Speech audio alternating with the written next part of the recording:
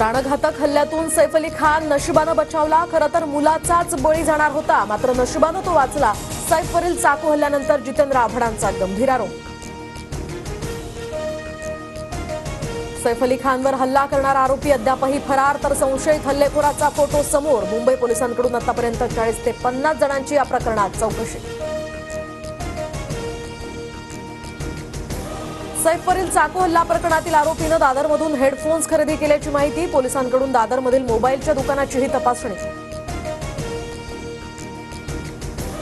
आज वाल्मिक कराडच्या खंडणी प्रकरणातील जामीन अर्जावर सुनावणी, तर केज कोर्टात कराडच्या जामीन अर्जावर सुनावणी होणार। बीड हत्या प्रकरणात कराड सध्या एसआयटी कोठडीत। सुदर्शन घुलेसह 6 आरोपींची आज पोलीस कोठडी संपणार। 6ही आरोपींना आज बीड न्यायालयामध्ये हजर केलं जाणार। बीड हत्या प्रकरणामध्ये उज्ज्वल निकम यांची नियुक्ती नको, अंजली दमानी यांचं ट्विट। धनंजय मुंडेंच्या एका प्रकरणामध्ये अनिकेत निकम यांनी काम केलं, त्यामुळे उज्ज्वल निकम यांची नियुक्ती नको, अंजली दमानी यांची प्रतिक्रिया। निकमांच्या नियुक्तीवर राजकारण करणं म्हणजे गुन्हेगारांना मदत करण्यासारखं। गुन्हेगारांना वाचवायचं असेल तर नियुक्तीला विरोध होईल। निकमांच्या नियुक्ती संदर्भातील प्रश्नावर मुख्यमंत्री फडणवीसांची प्रतिक्रिया। आजपासून शिर्डीमध्ये राष्ट्रवादीचं 2 दिवसीय शिबिर, तर धनंजय मुंडे शिबिराला उपस्थित राहणार, सुनील तटकरेंची माहिती।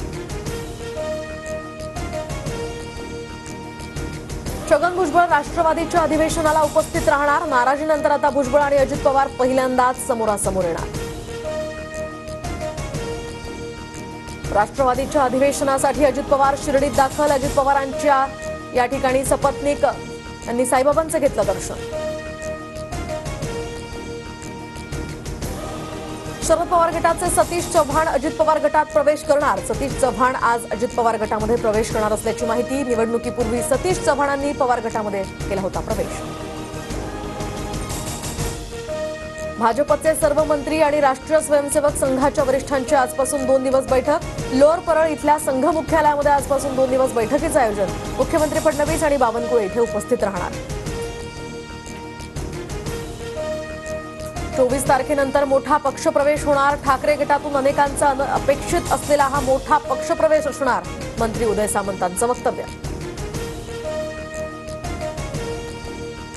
नांदेडचं पालकमंत्रीपद मुंडे बंधू भगिनींपैकी एकाला देण्याची चर्चा। मुंडे बंधू भगिनीला नांदेडचं पालकमंत्रीपद देण्यास सकल मराठा समाजाचा मात्र विरोध।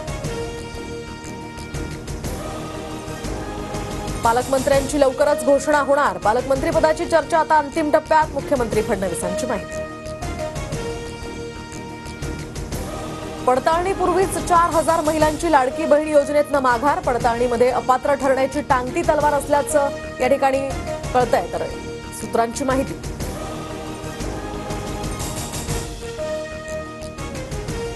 साताऱ्याच्या फलटण तालुक्यातल्या विडणीमध्ये मृतदेह आढळला। उसाच्या शेतात छिन्नविछिन्न अवस्थेत आढळला मृतदेह।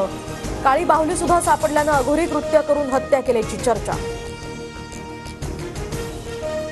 मुलगा अभ्यास करत नसल्यामुळे वडिलांकडूनच मुलाची हत्या। बारामती तालुक्यातल्या या ठिकाणची घटना, तर वडगाव पोलिसांकडून 3 जणांवर या संदर्भात गुन्हा दाखल।